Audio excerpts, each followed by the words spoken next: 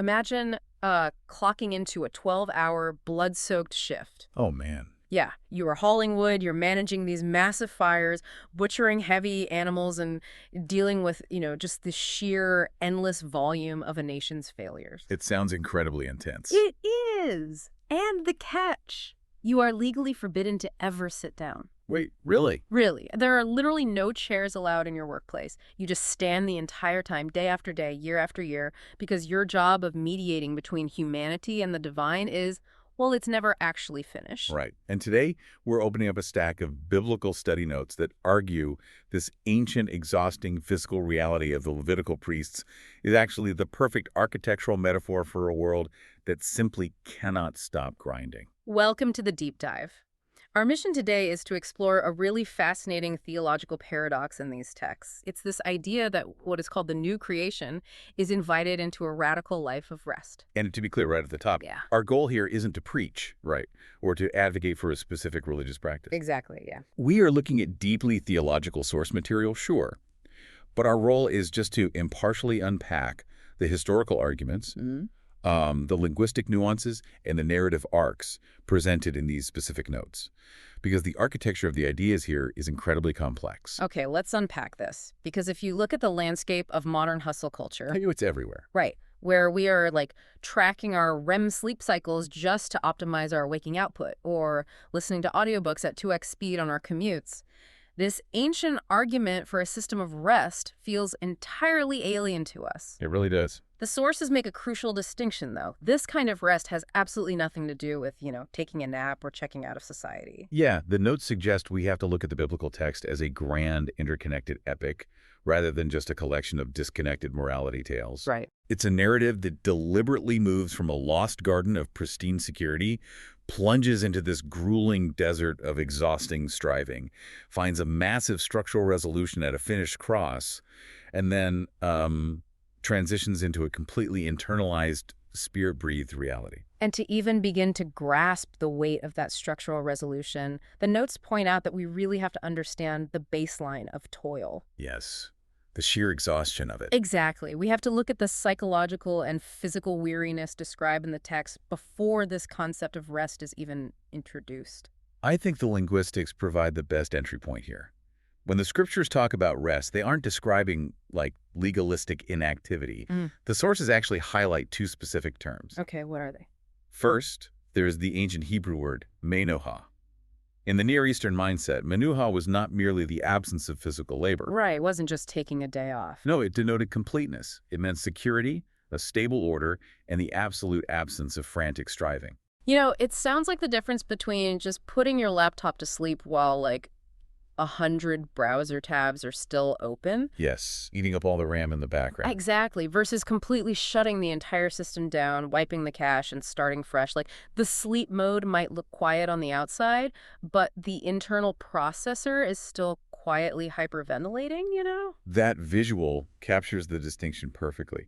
And then later, in the Greek New Testament, Jesus uses the word anapausis, Okay. which translates to refreshing, recreation, and a complete cessation of toil. So the texts are arguing for a total system reset, not just a temporary pause to catch your breath. But let me throw a wrench in this early on. Does the text imply that work itself is the enemy here? That's a common misconception, actually. Right, because a lot of ancient philosophies view physical labor as something meant only for the lower classes, while the enlightened elite just lounge around. Does the text argue that the ideal human state is doing nothing? Well, the sources actually actively reject that framing. They draw a really sharp contrast between the Genesis 2 mandate to steward creation from a place of secure partnership and the post-fall reality in Genesis 3. So the work itself changed. Exactly. The text argues that work wasn't the curse. Rather, the curse fractured the fundamental nature of work, injecting it with, anxiety, thorns, and survivalism. It turned it into a grind. Yeah, it transformed from a joyful stewardship of a secure environment into this frantic, exhausting mechanism just to keep yourself alive. And the text paints the ultimate manifestation of that frantic survivalism peaking down in Egypt. The notes highlight Exodus chapter 5, where Pharaoh's system institutionalizes this restlessness on a national scale. Oh, absolutely. Pharaoh's decree to the enslaved Israelites, more bricks, less straw, no rest. I mean, it's the absolute epitome of a system that completely strips away human dignity. It's brutal. It is. It's an environment that values people purely by their daily production output. The psychological damage of that kind of environment is profound. So when they are finally freed from that environment, the very first boundary God establishes for their new national identity is the Sabbath. Right. He mandates a strict cessation of production. Hit a hardwire an interruption into their calendar, you know. Their psychology had been fundamentally formed by Egyptian slavery.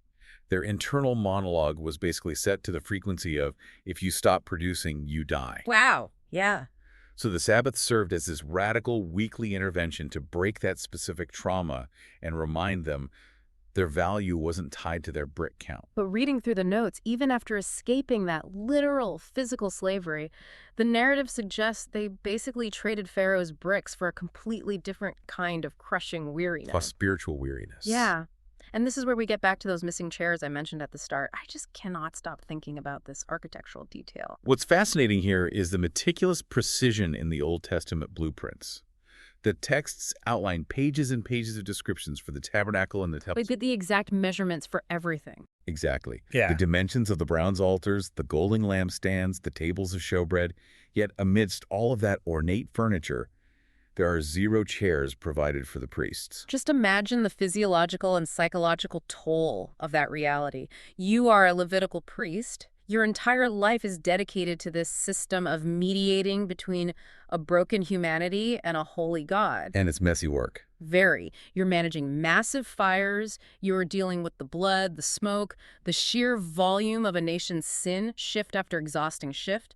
And you can never, ever sit down on the job. The author of Hebrews, specifically in chapter 10, verse 11, points out the theological implication of that standing. Okay, what do they say?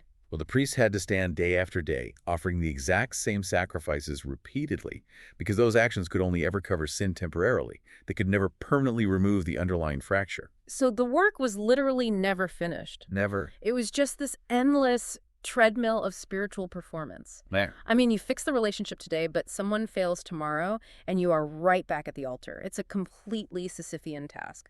And the Old Testament prophets recognized the profound psychological toll this took on the nation. They constantly confronted Israel about their internal restlessness. Right. They saw people obsessively performing these external rituals, but completely lacking any internal manuha.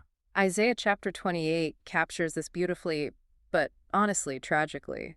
The text records God saying, "This is the resting place, let the weary rest, and this is the place of repose." But then the caveat. Yeah, the prophet immediately adds this tragic caveat, but they would not listen. Jeremiah chapter 6 echoes that exact same diagnostic warning. He looks at this frantic nation desperately forging political alliances and relying on military striving to find security. Right. And he tells them to ask for the ancient paths, to find rest for their souls. And again, their response is a flat refusal to walk in it. It frames the end of the Old Testament with this incredibly heavy realization. The text is basically arguing that human effort, no matter how rigorous the religious rituals are or how disciplined the political strategy is, it simply cannot manufacture ultimate peace. No, it can't. The priests are still standing, the fires are still burning, and everyone is just exhausted. And that heavy, unresolved tension perfectly sets the stage for the narrative's major circuit breaker. I mean, a system built on endless spiritual debt and standing priests is inherently unsustainable. So the sources draw a massive, deliberate contrast between those standing, sweating Old Testament priests and the figure of Christ stepping into that exhausted world. Yes. Matthew 11.28 records this audacious claim made to a society that was just crumbling under the dual weight of Roman occupation and religious legalism.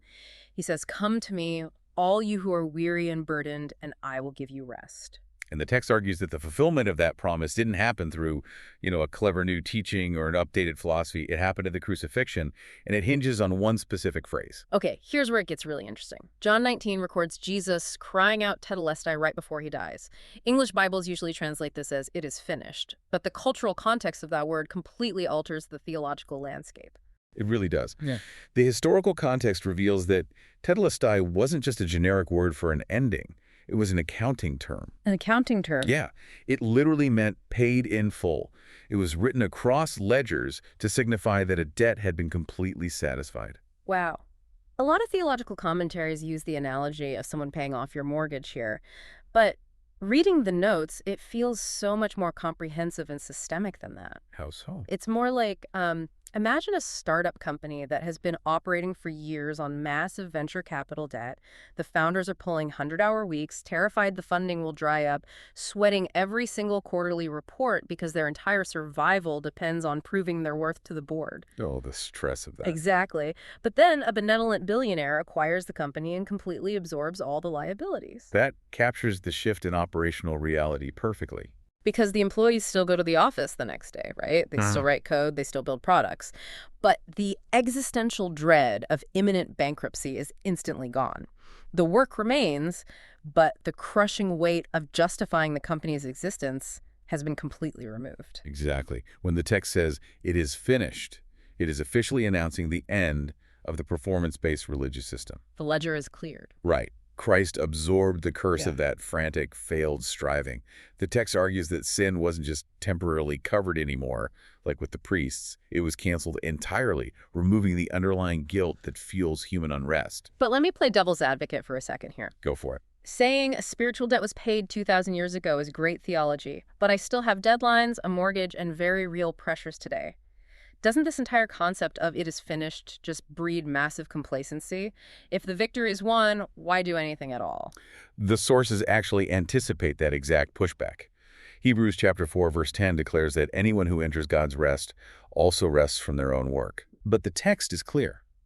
The new creation reality doesn't eliminate action. It reauthors the motivation for action.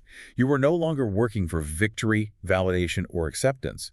You are working from a position where those things have already been perfectly secured. Ah, so you aren't hustling to prove you deserve to exist. You are operating out of the security that your existence is already justified. Precisely. And the texts map a crucial shift in how a person actually experiences this. If the cross historically secured the rest, how does a modern worker tap into it today? Right. How does it become practical? The narrative moves from an external calendar day, the Sabbath, to an internal ongoing reality mediated by the Holy Spirit. The notes define the Holy Spirit using the Greek term paraclete, meaning the comforter or advocate. For the new creation, rest isn't a block on a schedule anymore, it is actually a person residing within them. Yes. And the study notes detail how this specifically rewires human psychology, starting with Romans 8.1. There is now no condemnation for those who are in Christ Jesus. The theological argument here is that true deep-seated restlessness doesn't just come from like a crowded inbox. Right, it's deeper than that. Much deeper. It stems from a profound subconscious fear of judgment. It's that internal prosecutor constantly whispering that you are an imposter, that you aren't doing enough, that you are going to be found out. So how does the text suggest a person maintains peace when they inevitably fail again? Because we all do. The text says the Spirit actively silences that specific neurological noise by constantly pointing the conscience back to the tetelestai, the paid ledger. The condemnation is silenced because the debt is mathematically gone. And that silencing of the internal prosecutor directly alters a person's structural identity. Romans 8.15 explains that the new creation receives a spirit of adoption, prompting them to cry out, "Abba, Father," rather than falling back into the fear of a slave. The psychological friction between a slave and a son is massive, if you think about it. It really is. A slave's obedience is entirely defensive. They work out of pure terror, knowing that one mistake could mean punishment or expulsion. But a child operates from a place of a secure inheritance. Even when a child fails, their fundamental position in the family architecture isn't threatened. Resting in that kind of untouchable security completely changes the texture of how you approach your daily life. It completely redefines the concept of output. We see this shift in Galatians 5 and Jesus' own words in John 15, where the text contrasts the works of the flesh with the fruit of the Spirit. The linguistic distinction there is brilliant. The word works inherently implies strain, sweat, and, human manufacturing. You have to assemble a work. But fruit is entirely organic. Right. Fruit is the natural, unforced overflow of a branch that is simply abiding in the vine. The branch isn't flexing or straining to push a grape out, No, it just happens. The fruit grows automatically because of the life source flowing through the system. It's organic growth versus industrial production.